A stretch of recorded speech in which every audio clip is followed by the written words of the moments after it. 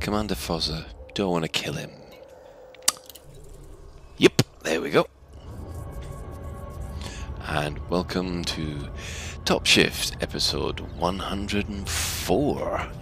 Right, tonight I'm going to be going to visit one of the new structures. So,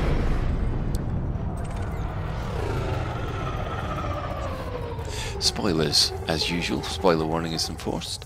One thing that I thought I would do is I'd show you how Canon have managed to track down all these new pieces of content. They're normally done by these listing posts, as you can see here.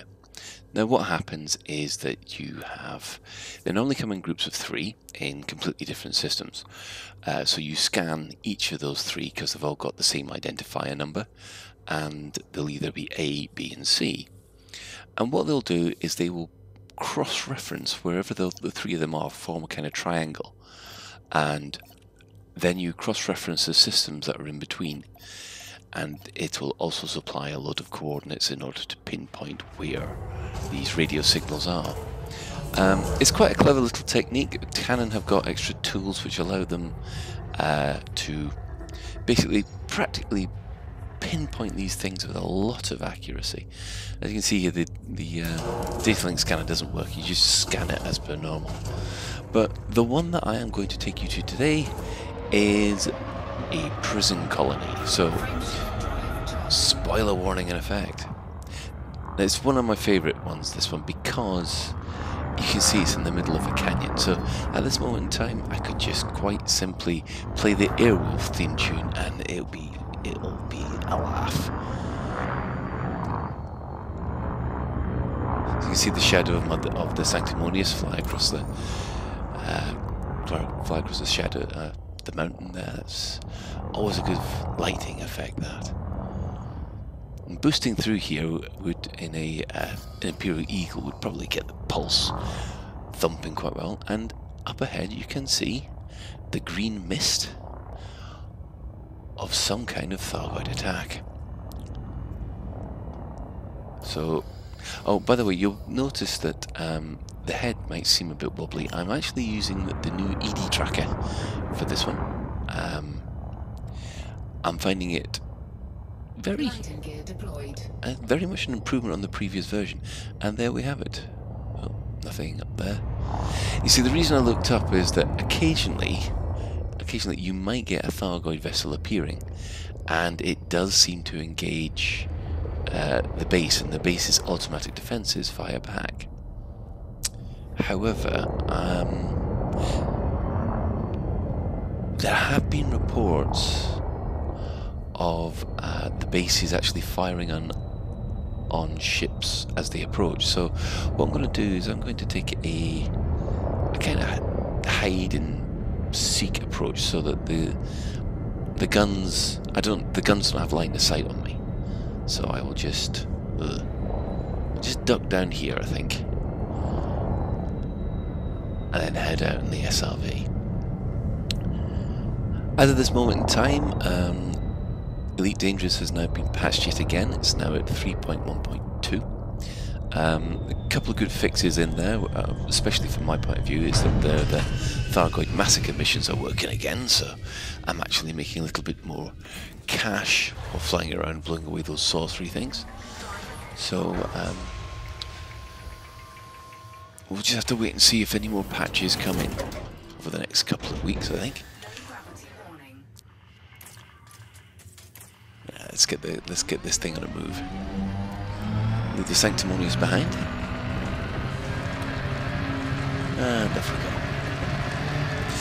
I have had a few comments on last week's episode about a lot of people didn't like the commander that was rescued. I do apologise. Maybe I should have fed him to the Thargoids like everybody else wanted me to. But so as you can see up ahead, it's looking very, very green, and that does seem to be the effect of these Thargoid attacks. I mean, I do love coming out here, but there's a little bit of a problem about these are one hit ponies, if you like. I mean, once you've visited it once, there's no reason to go back. I do kind of wish that there was a little bit more. How the heck are you supposed to get in here? Yeah, I do wish there was a... Oh, hello. There's a comms beacon. Right. Get into the cockpit. This is a good way to get comms beacons. Use the cockpit. The turret, rather, the SRV. There we go. What have we got here? That is... Right. As if running this facility wasn't challenging enough, now we're having problems with transit. Right, okay. So, that's not going to work. Hang on. Yeah. Nope. God, the UI for this little bit's a bit of a pain. Come on here. It's not letting me go into the... Try this. Nope, still not letting me. I don't want to delete these messages. Maybe I have to go on to the next one and just try. Yeah, let's go on to the next one, try and get the next message up. Now, apparently people have reported that if you land your ship on that landing bay, which is right behind me, the automated turrets will fire, so I think we want to avoid that. And this is another comms beacon. So I'm trying to work out what half of these... Ah, there we go. Right. As if running this facility wasn't challenging enough, now we're having problems with transit. Suppose that's what we get for using private contractors instead of official transport. The pilot gave some cockamamie story about being intercepted by an unidentified ship. Apparently it looks alien and closed down his systems. Left him stranded for a while. Whatever. I wasn't in the mood to listen to some void crazy pilot's inane wittering. All I know is by the time he got here, the prisoners were ready to riot. I've sent a strongly worded memo to the authorities demanding we use union-approved contractors from now on. Ooh. Well, I must admit, I am enjoying looking around this prison system. It certainly... You can see all the hab units and prison cells. Unfortunately, no sign of a Thargoid, which is a bit of a shame, because I would like to have seen these automated defences light up, which they're on about. We have an emergency situation. At first, I thought there'd been a breakout. I couldn't have been more wrong. They jumped in right on top of us. The proximity relays didn't catch a thing. It was just 2 ships, but they shut down our defenses before we even had a chance to get them online. And they hit the facility with some kind of pulse.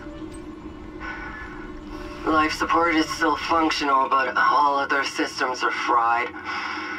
Luckily, the wardens had the presence of mind to initiate manual lockdown on all cell blocks, so the prisoners remain contained. Unfortunately, I'm sealed inside the command center. I've sent a mayday signal and I tried hailing whoever attacked us, but so far no luck. We'll just have to wait this out and hope for the best. Well, that was interesting. 2 ships did this. Just 2. So, it sounds like your typical Thargoid attack pattern, where they open fire, take out any defences, then hit the magnetic pulse, and then disable anything larger than a small manual ship, I think. It's one thing that that I've always thought was weird, is that they haven't managed to put these Thargoid signal jammers on other bigger ships yet. Someone has to come soon. We lost contact with Central 2 days ago. Surely the alarm will have been raised by now. I'm trying to jury-rig the surveillance system so I can see what's going on in the rest of the facility, but the temperature's dropping by the hour. Sure as hell isn't making the job any easier. The life support readings say everything's fine. So why is it so cold in here? Now that's interesting. Why is the life support failing? Oh, right, excellent. We can Can get some credits here by getting the... Oh, stop it. I've got to be careful about doing that. Get some credits by scanning these data points.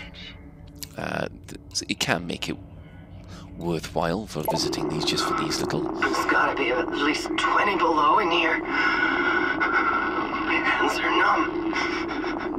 Gotta be honest. I've had better days. Got the surveillance system working again. Looking at the monitors now. Prisoners, the wardens. Every last one of them's gone. Whatever shut the facility down must have taken them. But why? And why did they drop the temperature? I don't know. But I do know I'm freezing to death. Can't decide what's worse. Slowly dying in this ice cube. Or being taken by whatever it is out there. Guess I don't have much of a choice. Well, that's interesting. So it looks like that we have people being kidnapped, and they have a facility that an ability to drop temperature but not mess with the life support. So basically the life support says, oh, everything's hunky-dory, but actually you're freezing to death. That's weird. So anyway, we have basically scanned both the data points and all the comm beacons, so now it's a case of finding a way back to the ship. And this is one thing about when you do land on these facilities, is that you've got to try and find out or get a feel for how the layout is. I got a horrible feeling that there isn't going to be a door opening at this area which is close to my ship, so I'm gonna have to lead the long way. I think we've already got that one. Let's have a quick check. I think that was the first one I scanned, actually. Yeah, already got that one. Right, that's fine. Okay, so we're going to head back to the ship. You can see a lot of the classic corrosive marks on the floor here. Obviously the green steam that's flying. It's obviously a remnant from the Thargoid attack. Does make it feel very eerie when you drive around here. Still haven't found a way out yet. And yeah, yet again, you got to applaud the voice acting talent that's being used in this. I think, I could be wrong on this, I think all the voice talent is just down to 2 people, one male and one female. I'll have to do some research and find out who they are, because basically they do a fantastic job. Right, so that's one exit over on my left. I could go out that way. No, still no Thargoid. Oh, that's a shame. Apparently it's quite spectacular, I've been told. I wonder if there's anything up here. No. You see, normally there's a whole lot of extra materials and stuff that you can scoop. But there doesn't seem to be anything else here.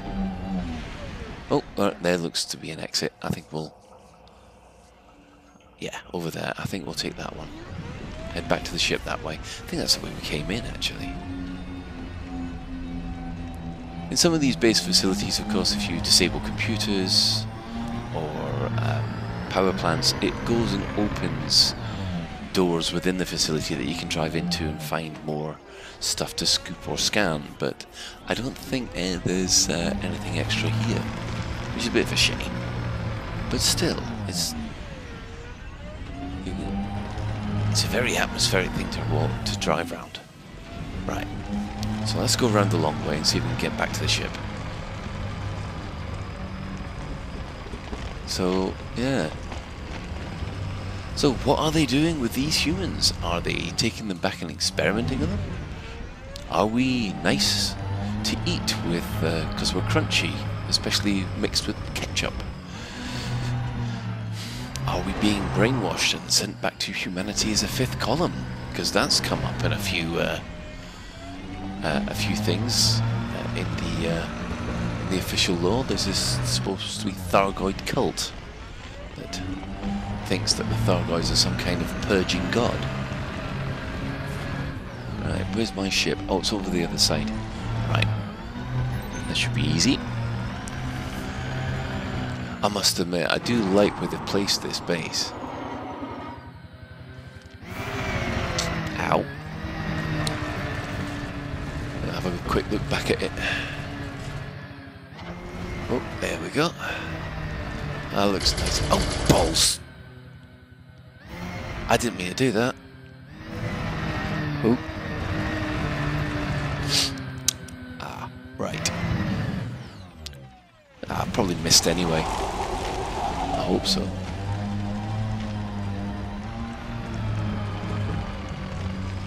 And there's the Sanctimonious in its good old red. It's red dwarf red, as I like to call it. Oh, break. Little bit of a slide. Let's back her up and head home. So there you have it. We have visited the Penal Colony, and it's always nice. I always recommend coming out here just to sample it yourself and appreciate how much work they've actually put into these things. Right, back to Marogue for the next section, I think. So if you like what's happened here, then please do a like and subscribe down below, and hopefully I'll do more of these later. I'm going to give it a flyover. What the? Oh, no, no. Oh.